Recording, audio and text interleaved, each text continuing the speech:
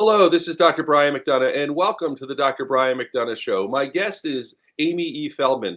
Amy is an attorney, and she is also a broadcaster, and she brings a wealth of experience to this program. But today, I want to talk about some very important issues, and that has to do with the internet, social media, and your kids. And guess what? There's a lot of news for adults in this as well. You're watching the Dr. Brian McDonough Show. We'll be back right after this. The Dr. Brian McDonough Show.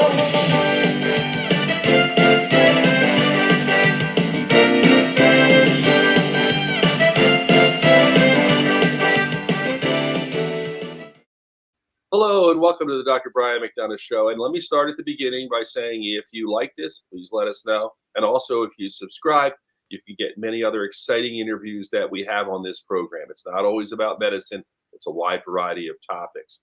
Amy Feldman's joining me. She is the author of a book. It's called Ezra Exposed. Fascinating book. And I recommend it really for any parent, but it's also good for adults as well, because what we're talking about in this book is how you can get into trouble on social media. So, Amy, I think you did a great service by writing this book. Before we even get to the book, tell me a little about yourself, your background as an attorney, broadcasting, and how you kind of evolved to writing this book. You and I go way back. You were actually, I have to say, one of the very first people who was kind enough to me to tell me about your spectacular media career as a professional who also did that. I still remember the day that I walked in to interview you. We met at Fox 29 Studios, and you walked in and were just so kind. And I was grateful and still am all these many years later. To answer your question, I'm a lawyer. I started working in a big firm and now am at a company called The Judge Group, where I'm the general counsel. And it occurred to me while I was, when you're in a law firm, everybody you know is a lawyer or knows a lawyer. But when you're at a company and you're the only lawyer, you are the one that people come to with personal questions. When you think about legal reporting, you think about courthouse steps, right? Putting a microphone in the face of the victim's family to say, how do you feel about the murderer? Or other things about DNA evidence. But the legal questions that people had that affect them, what does this mean to my, in a lease, should I sign it? Or other things that people just really want to know. There's no outlet. I also have a master's in education, is the intersection of education and development and the law. And so it's become a passion of mine to learn about the laws that affect kids. I started creating programming I had worked for the National Constitution Center for a little while. I did a blog for them. I started working on constitutional issues involving young kids. Then a friend of mine called me in a panic because he had gotten a call from his son's principal. The son was in his office along with the police, and they were thinking of charging his son with child pornography, which sounds absolutely horrible. And then your heart and the heart of every parent drops when you realize that child pornography meant that this child, who, by the way, was not quite 13 years old at the time and had a girlfriend, was had sent a naked picture of himself to his girlfriend, who sent a naked picture of herself to him. They were sexting. And kids don't realize, and nor do most parents, that child pornography, which is the taking or transmitting of lewd content of a minor, is illegal regardless of the age of the perpetrator. So if you let that sink in for a minute, what that means is if you have taken a nude picture of yourself and you are a minor, you have committed child pornography by taking that photo and transmitting it of yourself. And that's where it sort of blows the minds of parents to realize that in every state that's illegal. And in about half the states, it's a felony, and a kid might have to go on a sex offender registry for the rest of his life for doing that. Now try getting into college. Now try getting a job. And at that point, when I started looking around to find resources for parents so that they could have these discussions at a young age, as soon as they give a child a cell phone, 4th, 5th, sixth grade for many parents, when they want to know where their kids are and they hand them the cell phone for safety, what do you say to a kid so that they understand the consequences of this type of action without either scaring them or giving them ideas that they didn't have before, right? You never want to say to a kid, don't take naked pictures, only to have the kid say, naked pictures, great idea. And so that's why I wanted to write this book. It's at the level, this is sort of a Ramona the Brave gets a cell phone. It's a work of fiction. It's for a kid to read and enjoy, and for parents to have a jumping off point to talk about. The technology is at the point now where anything and everything is available to a child at pretty much any age. Once they get electronic devices, it's out there. And maybe, my kids, I worried about them watching Jerry Springer on television. Now they can just go to any website and stumble onto things that, a 12-year-old probably never would have thought of, but might be naturally curious about. So that's kind of the world we're in. So now we have the parents sufficiently concerned, sufficiently frightened, and wondering what they can do. Let's talk about the book, and it's amazing how you lay it out. Again, the book is called Ezra Exposed, and you wrote this based on your experiences as a professional and questions you got, and also your work as an educator. So it's a nice combination. Tell me a little bit about the specifics of the book and what happens with Ezra and those issues. So the book is fiction. But as you said, it certainly is informed by many, many, many stories. It's about a boy who gets a cell phone for his 10th birthday, and he always wanted to be popular. So he starts taking pictures of things that make him laugh, which is, for any parent of a 10-year-old boy will tell you, things that look like butts.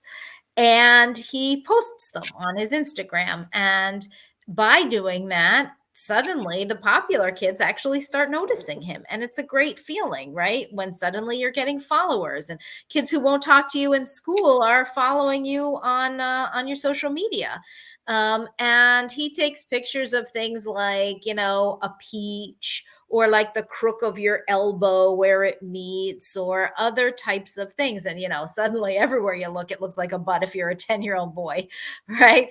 As he gains popularity, he begins to think of this as his thing.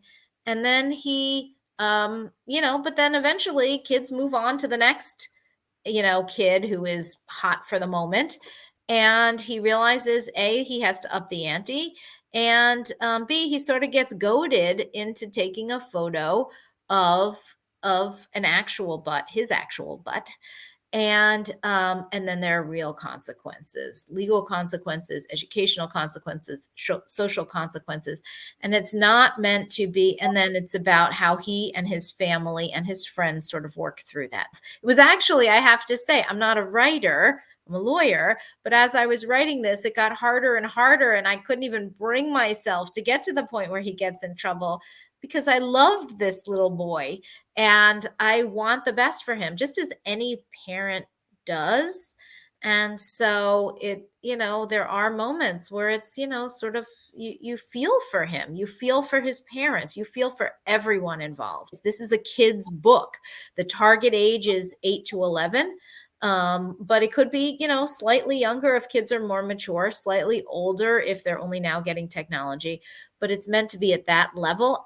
And for parents to be able to read it with their kids, so that instead of lecturing, don't you ever do this, they can just talk about what happened to Ezra as a way of getting to the important lessons that I think are really necessary to speak about. It's such a tough issue.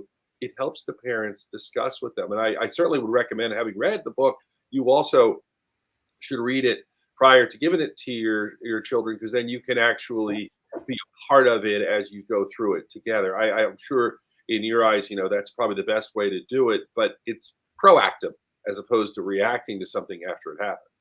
Right. And I think as any parent will tell you, when you start wagging your finger, don't you ever, kids turn off their ears. But the best way to talk, to get a kid to listen, if is when you're driving with, your spouse, and the kids are in the back seat and you lower your voice as if to speak conspiratorially to the adult in the front seat with you, that's when they perk up their ears and know, wait a minute, there is something here that they don't want me to know. Now's the time. It's sort of those sideways conversations. Carpooling is so undervalued because you're sitting there driving and the kids and their friends are there chatting about stuff that they would never bring up with you.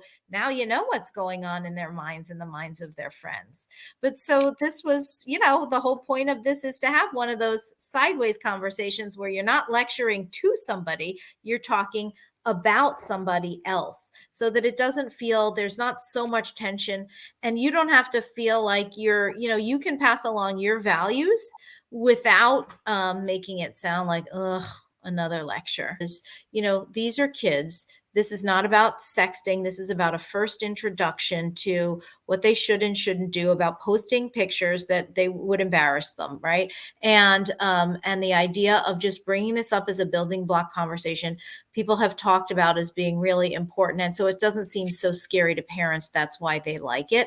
But one of the most important lessons that I really, really want everybody to understand is that this is a big mistake, right? If you do this, it's all the consequences that parents already know, which is it's embarrassing. It can get legal and educational and social consequences, and it's really terrible, and nobody should ever do it. And that's why you're warning kids. But the flip side is also really as important or even more important than that lesson, which is everybody makes mistakes. Everybody. I made mistakes. You made mistakes. We will all always make mistakes. And this, in fact, even though we're talking about this, you may still make mistakes. And I am still here for you, because the most tragic of the outcomes that come from this happen when kids don't think they have anywhere to turn. If they know that you've had this conversation, that they've violated a rule of yours and now they're in trouble for it, now they're afraid of the consequences and they're afraid of you. And that's what I am really on this. I will say it, scream it from the mountaintops. Parents always need to let their kids know not to do it. And if they do, you'll get through it. Are there ways to reach you or outreach places that you suggest? Absolutely. So there's my website is amyefeldman.com, where I have the resources. There's a curriculum guide that goes with it for free that can be sent to people who want to talk about it, teachers and parents, about the types of questions to be engaging. There are also some fantastic organizations. There's an organization called the Organization for Social Media Safety, OFSMS. .org, which is mostly in California, but they do work across the country. They give courses on how to be safe and what parents need to know about all of the things, just like you started by saying back in my day, right? Back in my day, we didn't know anything about this.